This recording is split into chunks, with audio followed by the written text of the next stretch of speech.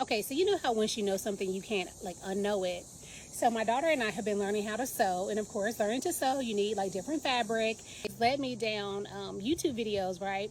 And I have been getting videos about fabric, but then videos about sustainability.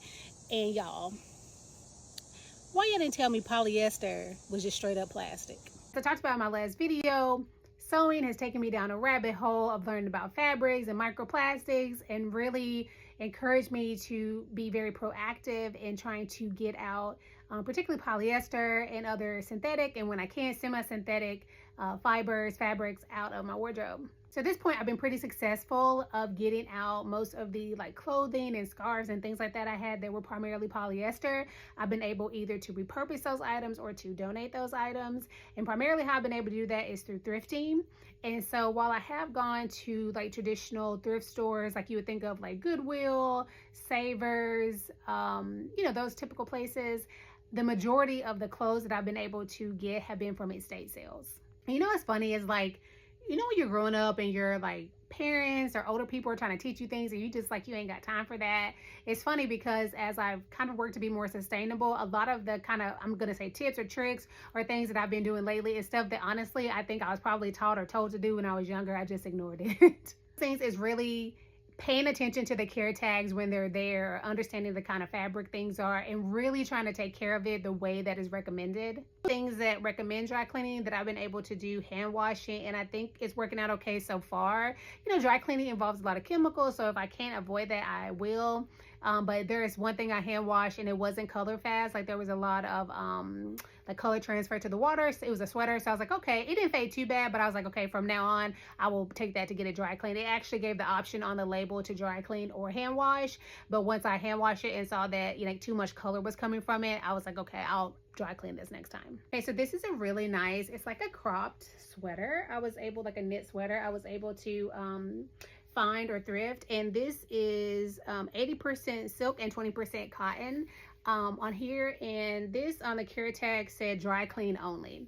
So this is actually one of the things that I hand washed. So when I got this, along the collar it had, you could tell, like an old foundation kind of stain there, and I just thought, like, I think I can get this out myself and just kind of understand the kind of material. I was like, I want to try hand washing this as a opposed to sending it for dry cleaning.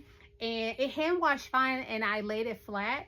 And what I did was, I do have some specific wash for delicates that I wash like bras and like undergarments and stuff like that with, but just kind of based on some research for this kind of material, I actually just use this like Johnson's, like the baby wash soap, and it was able, I mean, easy. I didn't even have to soak this much at all to get that foundation stain out. And it's funny because I actually got a little bit of foundation out of myself after wearing it, kind of in that same area, and I should have washed my face first, but anyway, and it came right out too, just using this. So again, this worked out pretty well with the hand washing, so I think I'm going to continue that as long as I don't notice like any deterioration or peeling or anything with the sweater. But that's kind of one thing I've noticed, and one recommendation was to use this for certain like sweater material, and I have found that it works well. And also because like I noticed like the natural fabrics don't hold the odor like the polyester, because sometimes I want to launder something with laundry soap because I have it had a lot of odor to it, but I noticed like the natural fibers don't hold that kind of odor. So like this, I mean, it came out and it's fresh and clean too. So that's kind of one thing that I've learned so far. This is probably the cheapest version of this. I'm pretty sure I got this from like Walmart or Target. I think it's like Black & Decker, a steamer. And I just never really got into the habit of using this. And again, I don't know if it's because it's kind of on the lower probably price end, that sometimes when I would use this, even when it was heated up all the way, there would be like little bits of like water that would come onto the material, and it would leave like little water stains, and it just kind of discouraged me from using it. Again, I'm sure maybe if I invested more, maybe I'll get a nicer one. So I'm probably actually going to give this away in a buy nothing group, since I don't even think I used this in the last year.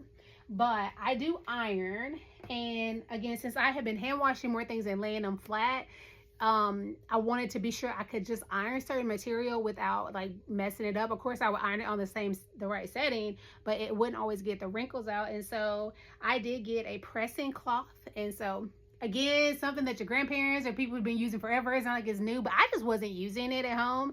But I could tell for some of the nicer things now that I've gotten, I want to be sure I'm taking care of it. So this is what I've been using on like sweater material, pretty much any material. I just put this over it.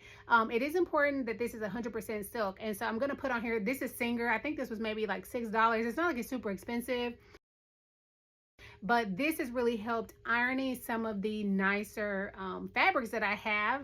Of course, like jean and stuff like that, I don't use it for that, but like for some of the sweater material, especially that laid flat that has certain wrinkles in it, putting this over it has enabled me to, you know how like sometimes sweater material, you'll iron it and if it kind of stretches it. That's the only way I can describe it. Like it doesn't keep the same shape once you iron it.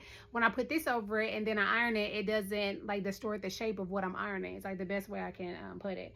Last thing is that, you know, a lot of sometimes bras that are washable or other items I would put in like these little like mesh bags. You know, here's a couple of different ones.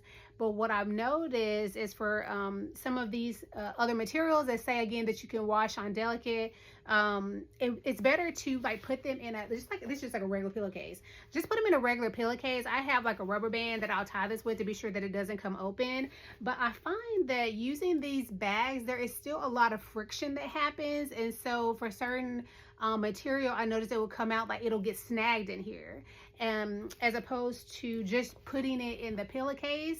And so if it is moving around, it's just moving, you know, I'll kind of tie it, you know, tie it down here so it's able to, you know, get wet, of course, and the detergent and stuff can get through, but it's not having like as much friction against like this kind of material that might cause it to snag or cause some issues with it. So that's the other thing that I've been doing, is washing things in the pillowcase, and that's helped me maintain like the integrity of it. So anyway, that's just my update. So as I've been able to kind of get a lot of the polyester out, get a lot of the other synthetics out of the wardrobe, so that's been successful.